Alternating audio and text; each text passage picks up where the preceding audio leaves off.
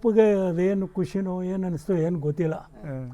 ಇನ್ನೊಂದು ಸ್ವಲ್ಪ ಟೈಮ್ ಇತ್ತು, ಅಂದರೆ 2 ಪ್ರಯೋಗ 2 ಸೀನ್. ಅದಕ್ಕಿಂತ ಮೊದಲು ಬಂದವರು ಥಿಯೇಟ್ರದಲ್ಲಿ ನಮ್ಮ ಫಾದರ್ ಫ್ರೆಂಡ್ಸ್ ಬಂದು ಕಂಪ್ನಿ, ನನಗಲ್ಲ ಕಂಪ್ನಿಗೆ ಹೈರ್ ಮಾಡಿಸಿದ್ರು ಅವರು.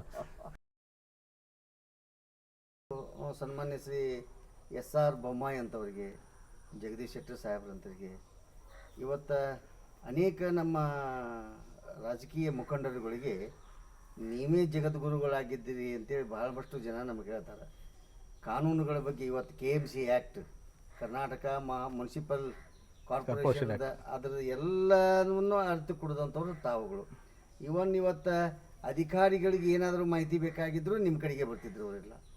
ಆಮೇಲೆ ಇವತ್ತು ಮಹಾನಗರ ಪಾಲಿಕೆಯ ಸದಸ್ಯರಂತೂ ಸಹ್ಯ, ಆಮೇಲೆ ನಮ್ಮ ಶಾಸಕರಾದಂಥವ್ರು ಎಲ್ಲರೂ ತಮ್ಮ ಹಂತಕ್ಕೆ ಬಂದು ತಾವು ಒಂದು ಮಾತನ್ನು ಹೇಳಿದರೆ ಯಾರೂ ತೆಗೆದು ಹಾಕ್ತಿದ್ದಿಲ್ಲ. ಇವತ್ತೇನು ಮಾಜಿ ಮುಖ್ಯಮಂತ್ರಿ ಆದಂಥವರು, ಇವತ್ತು MLC ಆದಂಥವರು, MP ಗಳಾದಂಥವ್ರು ಎಲ್ಲರೂ ತಮಗೆ ಗೌರವ ಕೊಡ್ತಾರೆ. ಅದಕ್ಕೆ ನಾವು ಭಾಳಷ್ಟು ಇವತ್ತು ನಿಮ್ಮನ್ನು ಗೌರವಯುತವಾಗಿ ನಾವು ಕಾಣಬೇಕಾಗಿದೆ. ಜೊತೆಗೆ ನಮ್ಮದೊಂದು ಏನಂದರೆ ತಾವು ಒಂದು ಸರ್ತಿ ಚುನಾವಣೆಗೆ ನಿಂತದ್ದನ್ನು ನಾವು ನೋಡಿದ್ದೀವಿ. ಇಷ್ಟೇ ಇವತ್ತಿನ ಕಾಲ. ಇವತ್ತು ಅದ್ರ ಬಗ್ಗೆ ಮಾತನಾಡೋದಿಲ್ಲ. ಅದ್ರ ಬಗ್ಗೆ ಒಂದು ಸ್ವಲ್ಪ ಏನಾದರೂ ತಮ್ಮದು ಅನುಭವಗಳನ್ನ ತಮ್ಮ ಜೊತೆಗೆ ಯಾರು ಇವತ್ತು ಮೇರೆತ್ತರಕ್ಕೆ ಹೋದ್ರೆ ಅನ್ನೋದನ್ನ ಅನುಭವ ನಮ್ಮ ಜೊತೆಗೆ ಹಂಚ್ಕೊಂಡ್ರೆ ಸರ್. SR ಬೊಮ್ಮಾಯಿಯವರು ಭಾಳ ಸೀನಿಯರ್ಸ್. ಅವ್ರ ಜೋಡಿ ನಂದು ಫಸ್ಟ್ ಕಾರ್ಪೊರೇಟರ್ ಆದಾಗ ಅವ್ರ ಜೋಡಿ ಜಾಸ್ತಿ ಒಡನಾಟ ಇತ್ತು. ಅವ್ರು ನನಗೆ ಒಂದೇ ಮಾತನಾಡೋ, ಅವ್ರು ನನಗೆ ತುಂಬ ಪ್ರೀತಿ ಮಾಡ್ತಿದ್ರು. ಎಷ್ಟೋ ಸಂದರ್ಭದಲ್ಲಿ ಪುಷ್ ಮಾಡ್ತಿದ್ರು. ಬಟ್ ಏನಾಯಿತು, ಕಾಲ 85ರಲ್ಲಿ ಚುನಾವಣೆ ಆಗುವಾಗ ನನಗೆ ಇಂಡಿಪೆಂಡೆಂಟು ಜನ ಇದ್ದರು. ಈ MLA ಎಲೆಕ್ಷನ್ದಲ್ಲಿ ಅವ್ರು ಎಲ್ಲರೂ ಒಂದು ಕಡೆ ಹೋದ್ರಂದ್ರೆ ಅವ್ರು ಆ ಕಡೆ ಹೋಗಿಬಿಡ್ತಾರೆ, ನಮ್ಮ ಕಡೆ ಹೊಳೆ ಬರೋದಿಲ್ಲ. ಸೊ ನನ್ನ ಫಾಲೋವರ್ಸನ್ನು ನಾನು ರಿಟೈನ್ ಮಾಡ್ಕೋಬೇಕು. ಏನು ಮಾಡ್ಕೋಬೇಕು? ಆಗ ಬೊಮ್ಮಾಯಿಯವರು ಇದಕ್ಕೆ MLA ಕಾಂಟೆಸ್ಟ್ ಮಾಡಿದರು. ಆ ಸಂದರ್ಭದಲ್ಲಿ ನಾನು ಕಾಂಟೆಸ್ಟ್ ಮಾಡಬೇಕಾಯ್ತು ಅವ್ರ ವಿರುದ್ಧ. ಅವ್ರ ವಿರುದ್ಧ ಕಾಂಟೆಸ್ಟ್ ಮಾಡಬೇಕಾಯ್ತು. ಯಾಕಂತ ಹೇಳಿದರೆ ಅಲ್ಲಿ ಒಬ್ಬರಿಗೆ ಬಿಟ್ಟಿದ್ದೀವಿ ನಾವು ರಾಜಕೀಯ. ನಾನು ಇದನ್ನು ಮಾಡ್ತೀನಿ, ಸಾಹೇಬರು ಬಂದುಬಿಟ್ಟು ನಮ್ಗೆ ಸಪೋರ್ಟ್ ಮಾಡೋ ಅಂತೇಳು ಮಾಡಿಬಿಟ್ಟು ನಾವೆಲ್ಲ ಹೋಗ್ತೀವಿ ಅಂತ ನಡುವಿನವರು ಆಟ ಆಡಿಬಿಟ್ರು. ನಾವು ಅವ್ರ ಹತ್ರ ಹೋಗೋಕ್ಕೆ ಬರೋಂಗಿಲ್ಲ. ಸೊ ಈಗೇನಾಯಿತು, ನನ್ನ ಜನ ನನ್ನ ಕಡೆ ಉಳಿಸ್ಕೊಂಡಿವಿ. ಎಲೆಕ್ಷನ್ ಹೋರಾಟ ಮಾಡಿದ್ದೀವಿ. ಆಗ ಇಂಡಿಪೆಂಡೆಂಟ್ ಅಟ್ಮಾಸ್ಫಿಯರ್ ಹೆಂಗಿತ್ತು ಅಂದರೆ, ನಾನು ಇಲ್ಲೇ ಇದ್ದೆ, ಕುಂದಗೋಳಕ್ಕೆ N ಬಸವರಾಜ್ ಇದ್ದರು, ಧಾರವಾಡಕ್ಕೆ ಬೆಲ್ಲದವರಿದ್ದರು, ಈ ಬೆಲ್ಲದ ಇವರಪ್ಪ ಇದ್ದರು. 3 ಮಂದಿ ಇಂಡಿಪೆಂಡೆಂಟು. ಆ ಸುದ್ದಿ ಹೆಂಗೆ ಬರ್ತಿದ್ವು ಅಂದರೆ, ಈ 3 ಮಂದಿ ಬರೋ ಚಾನ್ಸಸ್ ಇದೆ ಅಂತ. ಕೊನೆಗೇನಾಯಿತು, ಬೆಲ್ಲದೊಬ್ಬರು ಬಂದರು, ನಾವಿಬ್ಬರು ಸೋತೀವಿ. ಭಾಳ ಡಿಫ್ರೆನ್ಸಲ್ಲಿ ಸೋತೀವಿ. ಬಟ್ ನಮಗೇನು ಹಿನ್ನೆಲೆಯಿಲ್ಲ ಮುನ್ನೆಲೆಯಿಲ್ಲ ನಿಂತವರು 11,011 ಓಟ್ ತೊಗೊಂಡಿದ್ದೆ ನಾನು ಆಗಿನ ಕಾಲ. ಸೊ ಅದು ಒಂದು ಬೆಳವಣಿಗೆ. ಆಮೇಲೆ ನಮಗೆ ರಿಯಲೈಸೇಷನ್ ಬಂದು ನಾವು ತಪ್ಪು ಮಾಡೋದು ಅಂತ. ಸೊ ಅವ್ರ ಜೋಡಿ ನಾನು ಫ್ರೆಂಡ್ಶಿಪ್ ಮಾಡಿದ್ದೆ. ನಾನು ತಿರುಗೊಳ್ಳೆ ಬೊಮ್ಮಾಯಿಯವರು ನಾನೊಬ್ಬ ಜೂನಿಯರ್ ಫ್ರೆಂಡ್ ಆಗಿ ಅವ್ರ ಜೋಡಿ ಮೂವ್ ಆದಿವಿ. ಭಾಳ ಸಪೋರ್ಟ್ ಮಾಡಿದ್ದಾರೆ ಅವರು. ಅಲ್ಲ, ನೀವು ಸುಮ್ಮನೆ ಈಗ ಸುತ್ತಮುತ್ತ ಇರ್ತಕ್ಕಂಥ ನಿಮ್ಮ ಫಾಲೋವರ್ಸದ ಒಂದು ಸಮಾಜದ ಸವಾಲುಗಳನ್ನು ಎದುರಿಸಲಿಕ್ಕೆ ಅದು ಒಂದು ರೀತಿ ಪ್ರತಿಸ್ಪರ್ಧಿಯಾಗಿ ಮಾಡಿದ ಹಾಗೆ. ಸೊ ಆಮೇಲೆ ಅವರು ಮಗ ಆಗ ಪಾರ್ಟಿಯಲ್ಲಿ ಇರಲಿಲ್ಲ. ಅವರು ಮುಂದೆ ಅವರು ಸ್ವಲ್ಪ ಸೆಂಟ್ರಲ್ ಮಿನಿಸ್ಟರ್ ಆಗಿ ಅವರು ನೇಪಥ್ಯಕ್ಕೆ ಹೋದಾಗ ಇವ್ರ ಮ್ಯಾಗ ಬಂದರು. ಇವರು ಅಷ್ಟೇ ನನಗೆ ಗೌರವ ಕೊಡ್ತಿದ್ದರು. ಯಾಕಂದರೆ ನಾವೆಲ್ಲ ಸೀನಿಯರ್ ಆಗ್ತಿದ್ದೀವಲ್ಲ, ನಮ್ಮ ಫಾದರ್ ಕೂಡ ಇದ್ದವರು ಇವರೆಲ್ಲ ಅಂಥೇಳಿ ವಿತ್ ದ ಸೇಮ್ ರೆಸ್ಪೆಕ್ಟು ಕೊಡ್ತಾ ಇದ್ದರು. ಆಗ ನಮ್ಮ ಜೋಡಿ ತುಂಬ ಜನ ಒಳ್ಳೆಯವರು ಇರ್ತಿದ್ರು. ಏನು ಅಂತಂದರೆ ಕೆಲವೊಬ್ಬರು ಕಮೆಂಟ್ಸ್ ಮಾಡ್ತಿದ್ರು. ಹುಬ್ಬಳ್ಳಿ ಧಾರವಾಡದಲ್ಲಿ ದಳ ಐತೆ ಅಂದ್ರೆ ಏನು, ಒಂದು 15 ಮಂದಿ ಒಳ್ಳೆ ಹುಡುಗರದಾರ ಅದೈತೆ, ಹೆಂಗೆ ಜೋಕ್ ಮಾಡ್ತಿದ್ರು. ಈಗ ನಮ್ಮದು ಇವರು ಬಸಯ್ಯರ ತಂದೆ ಕಾಡಯ್ಯನವರು, ಅದು ದೇವ್ರಂಥ ಮನುಷ್ಯರು ಅವರೆಲ್ಲ. ಅವ್ರಿಗೆ ಕಾಡ್ತಿದ್ದೀವಿ ನಾವು. ಅದು ಕೆಟ್ಟದ್ದು ಏನು ಮಾಡಂಗಿಲ್ಲ ನೋಡಪ್ಪ ಅಂತ ಅವ್ರ ಗ್ರಾಮ್ಯ ಭಾಷೆಯಲ್ಲೇ ಅವ್ರು ಅಷ್ಟು ಒತ್ತಡ ಮಾಡ್ತಿದ್ರು. ಸಮಾಜದ ಬಗ್ಗೆ ಬಹಳ ಕಳಕಳಿ ಉಳ್ಳಂಥ ವ್ಯಕ್ತಿತ್ವ ಅವ್ರದ್ದು. ಅಂಥವ್ರಿದ್ದರು. ತುಂಬ ಜನ ಇದ್ದರು. ತಮ್ಮ ಹೆಸರಷ್ಟೇ ಪಕ್ಷ, ತಮ್ಮ ಕೆಪಾಸಿಟಿಯಿಂದ ಆರಿಸಿ ಬರುವಂಥ ಮಂದಿ ಅದು. ಅದೇ ಅದೇ ಅಂಥವರೆಲ್ಲ ಸಮವಾಯಿತು. ತಿರುಗಳ್ಳಿ ನಾವು ನಮ್ಮ ದಳ ಎಲ್ಲ ಚರ್ಚೆಗೆ ಹೋದ ನಂತರ ಬೊಮ್ಮಾಯಿಯವರು ಕೂಡ ನಾವು ಎದುರಾಗಿ ಬಂದೇವೆ ಬಿ ಜೆ ಪಿಯಲ್ಲಿ ಬಂದಾಗೂ ಕೂಡ ಬಿ ಜೆ ಪಿಯಲ್ಲಿ ಜಗದೀಶ್ ಶೆಟ್ಟರು ಅವರು ನಮ್ಮ ಜೂನಿಯರು. ನಾನು ಕಾರ್ಪೊರೇಟರ್, ಅವ್ರ ತಂದೆ ಜೋಡಿ ಕಾರ್ಪೊರೇಟ್ರು ನಾನು. ಶಿವಪ್ಪ ಶೆಟ್ಟರು. ಶಿವಪ್ಪ ಅವ್ರ ಜೋಡಿ ನಾನು ಕಾರ್ಪೊರೇಟ್ರು. ನಂತರ ಅನಂತಕುಮಾರ್ ಮಿನಿಸ್ಟರ್ ಇದ್ರಲ್ಲ, ಅವ್ರ ತಾಯಿ ಜೋಡಿ ನಾನು ಕಾರ್ಪೊರೇಟ್ರು. ಇವರೆಲ್ಲ ನಮ್ಮ ಜೋಶಿ ಗೀಸಿ ಇವರೇನಿದಾರಲ್ಲ, ಇವರು ಹುಡುಗರಾಗಿ ಚಡ್ಡಿ ಹಾಕೊಂಡು ಓಡಾಡ್ತಿದ್ರು ನಾವು ಕಾರ್ಪೊರೇಟರ್ ಇದ್ದಾಗ. ಅಷ್ಟು ಜೂನಿಯರ್ಸ್ ಅವರೆಲ್ಲ. ಶೆಟ್ಟರು ಅಡ್ವೊಕೇಟ್ ಇದ್ದರೂ ಕೂಡ ಎಷ್ಟೋ ಸಲ ನಾವು ಸಿತ್ತಾಕ ಕರ್ಕೊಂಡು ಹೋಗಿ ಮಾತಾಡ್ತೇವೆ. ನಾವು ಪಾಲಿಟಿಕ್ಸಾಗಿ ಇದ್ದವ್ರು ಅನ್ನಿಸ್ತಿದ್ದೇವೆ. ಆಗ ಅವ್ರು ಇನ್ನೂ ಇರಲಿಲ್ಲ. ಆಗ ವಕೀಲಿ ವೃತ್ತಿಯಲ್ಲಿದ್ದಾಗ ಆ ಕಾಲದಿಂದ ಹಿಂಗೆ ಬಂದವರು ನಾವು. ಬಟ್ ನಮ್ಮನ್ನೇ ಯಾರೂ ಕೆಟ್ಟದಾಗಿ ಕೆಟ್ಟ ಕಣ್ಣಿನಲ್ಲಿಗೆ ಮಾತಾಡಿಸಿಲ್ಲ. ಇವತ್ತಿಗೂ ಎಲ್ಲರೂ ನಿಮ್ಮನ್ನು ಗೌರವಯುತವಾಗಿಯೇ. ಹೌದು. ಅಲ್ಲ, ಅದು ಯಾಕೆ ಹಂಗೆ ಮಾಡಿಲ್ಲ ಅಂತಂದ್ರೆ ನೀವು ಹಂಗಿಲ್ಲಲ್ಲ, ಅದು ಬೇರೆ ಭಾಳ ಸಲೀಸಾಗಿ ಸಿಗುವಂಥದ್ದು. ಆದರೆ ಪೊಲಿಟಿಕಲ್ ಫೀಲ್ಡ್ನಲ್ಲಿ ಐ ಆಮ್ ವೆರಿ ಹ್ಯಾಪಿ. ಯಾಕಂದ್ರೆ with due respect of all the leaders, all the party, irrespective of party. ಅಲ್ಲ, ಒಂದು ರೀತಿ ನೀವು ನಮ್ಮ ಪಾಲಿಕೆಯಲ್ಲಿ ಕೆಲವು ದಿನಗಳಲ್ಲಿ ಹಿರಿಯಣ್ಣನಾಗಿದ್ದುಕೊಂಡು ಎಲ್ಲರಿಗೂ ಮಾರ್ಗದರ್ಶನ ಮಾಡೋದಲ್ಲದೆ ಚಿಂತನೆಯನ್ನು ಮಾಡಿದ್ರಲ್ಲ. ನಿಮ್ಮ ನಿಜವಾಗ್ಲೂ ನಿಮ್ಮ ಜೊತೆ ಮಾತಾಡ್ತಾ ಕೂತ್ರ ಒಂದು ಹೊಸದು ಏನೋ ಒಂದು ನಮಗೆ ಸಿಗ್ತದೆ. ಅದಕ್ಕೊಂದು ನಂದೇ ಉದಾಹರಣೆ ಹೇಳಬೇಕಂದ್ರೆ, ಸರ್ ನಾನು ಕುಡ್ಕೊಂಡು ಯಾವುದೋ ಒಂದು ಕಾರ್ಯಕ್ಕೆ ನಿಮ್ಮ ಮನೆಗೆ ಬಂದಿದ್ದೀವಿ. ಆವಾಗ ಈ ಕೃಷಿ ವ್ಯವಸ್ಥೆ ಬಗ್ಗೆ, ರೈತರ ಇಂದಿನ ಸಮಸ್ಯೆಗಳ ಬಗ್ಗೆ ತಾವು ಮನಸ್ಸು ಬಿಚ್ಚಿ ಮಾತಾಡಿದ್ರಿ. ಏನಿದೆ ಸ್ಥಿತಿ, ಮೊದಲು ಹೇಗಿತ್ತು, ಮತ್ತು ಯಾವ ರೀತಿಯಾದ ಬೆಳವಣಿಗೆಯನ್ನು, ಅಭಿವೃದ್ಧಿಯನ್ನು ನಾವು ಬಯಸಬೇಕಾಗ್ತದೆ, ನಮ್ಮದು ಯಾವ ಚಿಂತನೆಯೊಳಗೆ ನಾವು ಮಾರ್ಗದರ್ಶನದೊಳಗೆ ಹೋಗ್ಬೇಕಾಗ್ತದೆ ಅನ್ನೋದ್ರ ಬಗ್ಗೆ ಮಾತಾಡಿದ್ರಿ. ಅದರ ಫಲ ನನಗೇನಾಯ್ತು ಅಂದರೆ, ಆ ಸಂದರ್ಭದಲ್ಲಿ ನಾನು ಅನ್ನದಾತ ಆಘಾತ ಒಂದು ನಾಟಕ ಬರೀತಾ ಇದ್ದೆ, ರೈತರಿಗೆ ಸಂಬಂಧಪಟ್ಟಂಥದ್ದು. ತಾವು ಹೇಳಿದಂಥ ಹಲವಾರು ವಿಷಯಗಳು ನನಗೆ ಅದನ್ನು ರೈತನ ಗೋಳನ್ನು ಚಿತ್ರಿಸಲಿಕ್ಕೆ ಭಾಳ ಪ್ರೋತ್ಸಾಹದಾಯಕ ಆಯಿತು. ಹೀಗಾಗಿ ಈ ಚಿಂತನಾ ಮನೋಭಾವ ನಿಮ್ಮಲ್ಲಿ ಇರೋದ್ರಿಂದ ನೀವು ಅಜಾತ ಶತ್ರುಗಳು, ಅದು ಇರಲಿಕ್ಕೆ ಸಾಧ್ಯನೇ ಇಲ್ಲ. ಆ ಒಂದು ದೃಷ್ಟಿಯಿಂದ ಇಡೀ ಜನಾಂಗ ಅದನ್ನು ಗೌರವಿಸ್ತದೆ, ಗುರುತಿಸ್ತದೆ, ಪೂಜ್ಯ ಭಾವನೆ ಕಾಣ್ತದೆ. ಪೂಜ್ಯ ಮಹಾಪೌರ ಅನ್ನುವಂಥ ಒಂದು ಪದಕ್ಕೆ ತಾವು ಅತ್ಯಂತ ಯೋಗ್ಯರಂತೇಳಿ ಖುಷಿ ಇದೆ ಜನಕ್ಕೆ. ಹಾಗೆಯೇ ಮತ್ತು ಇಂಥ ಒಂದು ಎಲ್ಲ ವ್ಯವಸ್ಥೆಯ ಮಧ್ಯದೊಳಗೆ ಸಾಂಸ್ಕೃತಿಕವಾಗಿರ್ಬೋದು, ರಾಜಕೀಯವಾಗಿರ್ಬೋದು, ಎಲ್ಲ ರೀತಿಯಿಂದಲೂ ಬೆಳೀತಾ ಕೌಟುಂಬಿಕವಾಗಿ ಕೂಡ ನೀವು ಹಲವಾರು ಸಾಧನೆಗಳನ್ನು ಮಾಡಿದಿರಿ ನಿಮ್ಮ ವೈಯಕ್ತಿಕ ಜೀವನದಲ್ಲಿ. ಅದರ ಹಂತದಲ್ಲಿ ನಾವು ಮಾತಾಡೋದಾದರೆ ತಮಗೆ ಎಷ್ಟು ಜನ ಸುಪುತ್ರರು? ನನಗೆ 2 ಗಂಡು ಮಕ್ಕಳು, ಒಬ್ಬಳು ಮಗಳು, ಒಟ್ಟಿಗೆ 3 ಜನ. ಮಗಳದು ಮದುವೆಯಾಗಿ ಬಿಜಾಪುರದಲ್ಲಿ ಅಡ್ವೊಕೇಟ್ ನೇರಳಿಗೆ ಅಂತಿದ್ದ. So she is very happy. ದೊಡ್ಡ ಮಗ ಅವನು ತನ್ನ ಉದ್ಯೋಗ ಮಾಡ್ಕೊಂಡಿದ್ದಾನೆ. ಸಣ್ಣವಂತೂ ಈ ಅಗ್ರಿಕಲ್ಚರ್ ನೋಡ್ಕೊಂಡು ಎಲ್ಲಿರ್ತಾನೆ. ಮಕ್ಕಳಿಂದ ಏನಿಲ್ಲ, ಮಕ್ಕಳು ನೋ ಪ್ರಾಬ್ಲಮ್, ಚೆನ್ನಾಗಿ ನೋಡ್ಕೋತಾರೆ, ರೆಸ್ಪೆಕ್ಟ್ ಮಾಡ್ತಾರೆ. ನಾವು ಮುದುಕರಾಗಿ ಅಂತ ಎಲ್ಲೆಲ್ಲಿ ಮನೆ ಬಿಟ್ಟು ಹೊರಗೆ ಹಾಕೋದು ಇಂಥದ್ದು ಏನು ಮಾಡೋ ಸ್ಟೇಜ್ನಲ್ಲಿ ಇಲ್ಲ. ನನಗೆ ಒಂದೇನು ಅಂದರೆ, ನನ್ನ ಮಗಳು ಇಲ್ಲಿ ಇರುವವರೆಗೆ ಆಕೆ ನನಗೆ ಪಿ ಎ ಥರ ಇದ್ಲು. ಓಹೋ, ಎಲ್ಲ ಅಸಿಸ್ಟ್ ಮಾಡ್ತಾಯಿದ್ರು.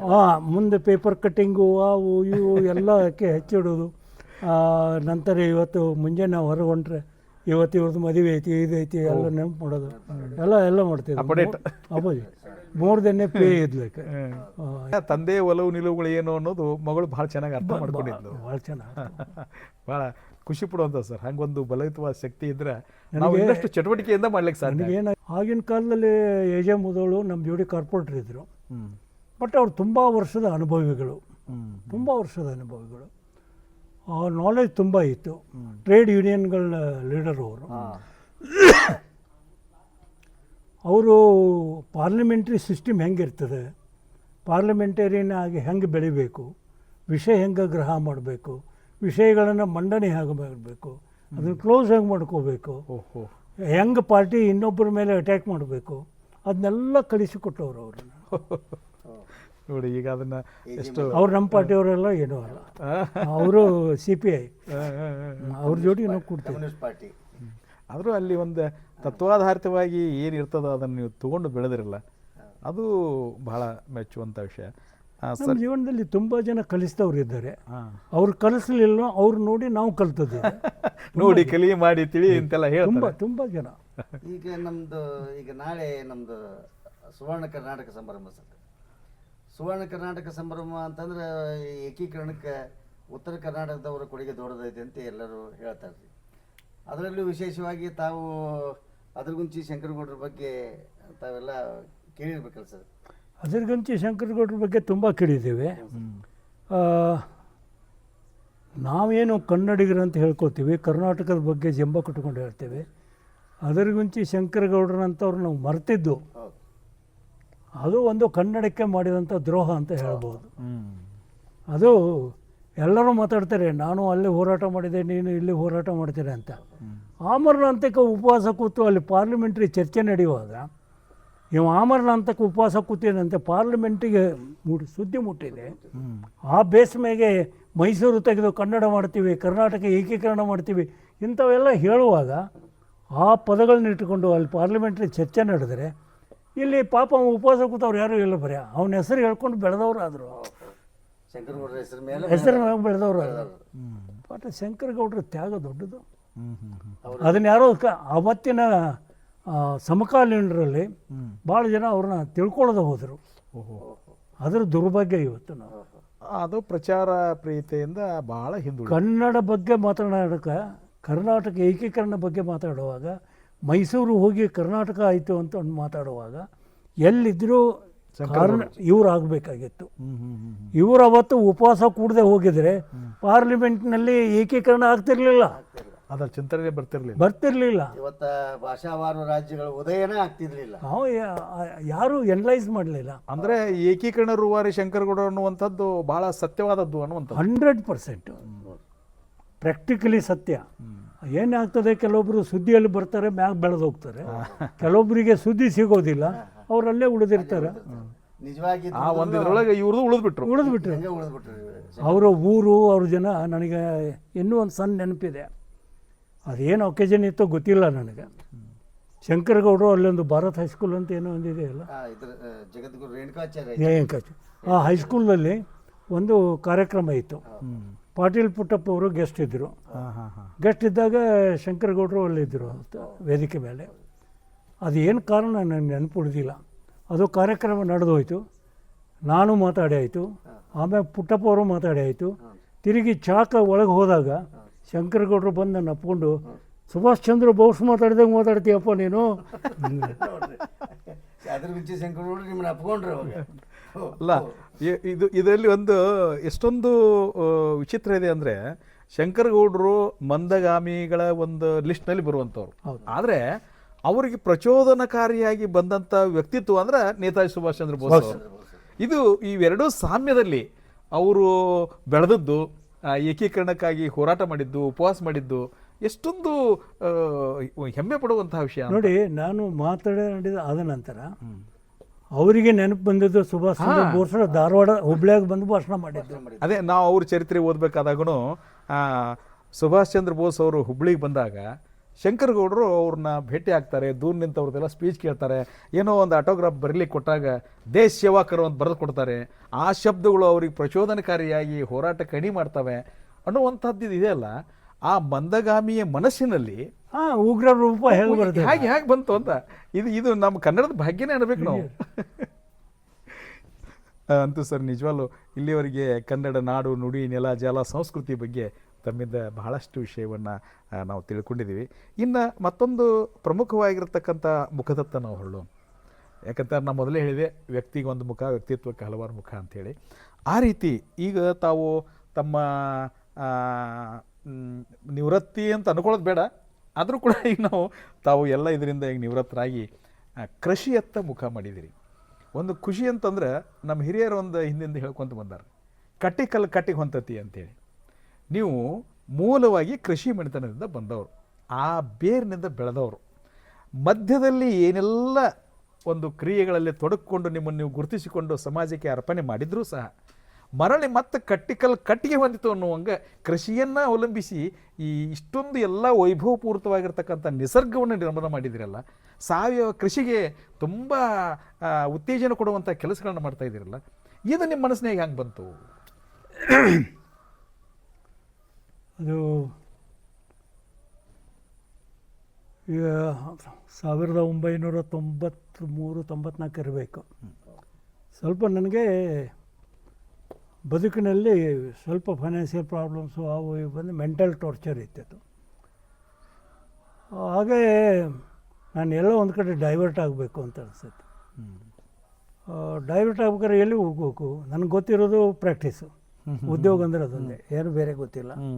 ಏನು ಮಾಡಬೇಕು ಅಂತ ಪ್ರಾಕ್ಟೀಸ್ ಈಗ ಮಾಡೋಕ್ಕಂತೂ ಆಗಲ್ಲ. ಹೌದು, ಹೀಗೆ ಡಿಫ್ರೆನ್ಸ್ ಭಾಳ ಇದೆ, ಆಗಲ್ಲ.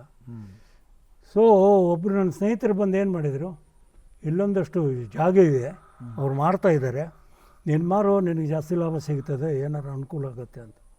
ಆಯಿತು, ಅದೇನೋ ವ್ಯವಹಾರ ಮಾಡ್ಕೊಂಡು ಬಂದೀವಿ. ಇಲ್ಲಿ ಬಂದು ಇಲ್ಲೆಲ್ಲ ಗಂಟೆ ಇತ್ತು. ಅಲ್ಲಿ ಬಂದು ದಿವಸ ಬರ್ತಿದ್ದೆ ನಾನು, ಸ್ವಲ್ಪ ಕೆಲಸ ಮಾಡಿಸಿ ಇದು ಮಾಡಿ 2 ವರ್ಷ ಗುದ್ದಾಡ್ರು. ಸೇಲ್ ಏನು ಪ್ಲಾಟ್ ಆಗಲಿಲ್ಲ ಭಾಳ ಅವು.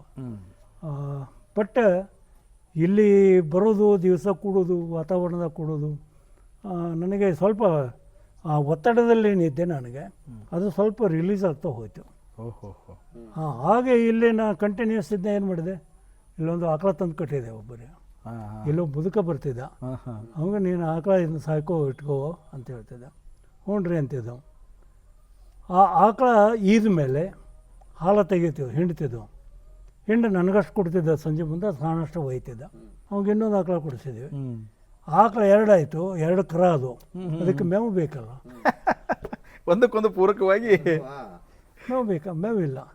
ಸೊ ಕೆಳಗೆ ಒಬ್ರದ್ದು ಹೊಲ ಕೇಳಿದೆ ನಾನು, ಇದೊಂದಷ್ಟು ವರ್ಷ ಲಾವಣಿ ಎಷ್ಟು ಕೊಡಿ ಸಾಹೇಬ್ರ, ಲಾವಣಿ ಏನು 1,000 ರೂಪಾಯಿ ಕೊಟ್ರಿ ಸಾಕು, ಅದು ಏನು ಬೆಳೆಯಲ್ಲ ನೋಡ್ರಿ, ಏನು ಮಾಡ್ತೀರಿ ಅಂದ. ನಾವು ಇದರದ ಆಕಳ ಶಾಗಣ ಇದನ್ನು ಅದಕ್ಕೆ ಹಾಕೋತ ಹಂಗೆ ಮೇವು ಹಚ್ಚಿದ್ದೀವಿ ನಾವು. ಆಗ ಅದನ್ನು ನೋಡಿ ಇನ್ನೊಬ್ಬ ಕೊಟ್ಟು ಅದು 20 ಎಕರೆ ಆಗಿಬಿಡ್ತು. ಅದು ಮಾಡ್ಕೊಂಡು 20 ಎಕರೆಗೆ 1 ವರ್ಷಕ್ಕೆ 20,000 ರೂಪಾಯಿ ಲಾವಣಿ ಮಾಡ್ತಾಯಿದ್ದೆವು. 25,000 ರೂಪಾಯಿ ಕೊಡೋದು ತೊಗೊಳೋದು ಅದು ಏನಾರು ಇರಲಿ, ಬಟ್ ಇಷ್ಟನ್ನು ಗಳೆ ಮಾಡಬೇಕಲ್ಲ ಇವಕ್ಕೆ, ಅದಕ್ಕೆ ಮತ್ತೊಬ್ಬ ಮನುಷ್ಯ ಬೇಕಾದ. ಹೌದು, ಮೇವು ಕೊಯ್ಯಬೇಕಾದ, ಅವ್ರದ್ದು ಮಾಡ್ಬೇಕಂತ ಆಕಳ ಸಂಖ್ಯೆ ಹೆಚ್ಚು ಮಾಡಿದೆ. ಅದು ಸೈಮಲ್ಟೇನಿಯಸ್ಲಿ ಬೆಳ್ಕೋತ ಹೋಯಿತು. ಬೆಳ್ಕೋತ ಹೋದಾಗ ನನಗೆ ಮೇವು ಸಾಕಾಗ್ತಿರ್ಲಿಲ್ಲ. ನಾನು ಎಂಥದ್ದು ಇದನ್ನು ತಂದು ಹಚ್ಚಿ ನೇಪಿಯರ್ ಎಲ್ಲ ಹಚ್ಚಿದ್ದೇವೆ. ಅದು 40 ದಿವಸಕ್ಕೆ ಇನ್ನೊಂದು ಕಟಿಂಗ್ ಬರಬೇಕು. ಇದು ಬರ್ತಿರ್ಕಿಲ್ಲ, ಭೂಮಿ ಎಲ್ಲ ಗುಡ್ಡ, ಏನಂತ ಬೆಳೆ ಇರಲಿಲ್ಲ. ಅದು ವರ್ಷದಾಗ 2 ಸಲ ಕಟ್ಟಾಗುತ್ತೆ, ದನಕ್ಕೆ ಸಾಲ್ತಿರಲಿಲ್ಲ. 4 ಎಕರೆ ಹಾಕಿರೋ ದನಕ್ಕೆ ಸಾಲೋದಿಲ್ಲ ಅಂದರೆ ಇನ್ನೇನು ಮಾಡೋದು ಅಂತ ಒಂದು ವಿಚಾರ ಬಂತು. ಕಬ್ಬು ಹಾಕಿಬಿಡೋಣ ಇದಕ್ಕೆ, ಚಂಡಿ ತೆಗ್ತದ ಹಾಕೋಣ, ಕಬ್ಬನ್ನು ಸಣ್ಣ ಕಚ್ಚು ದನಕ್ಕೆ ಹಾಕೋಣ.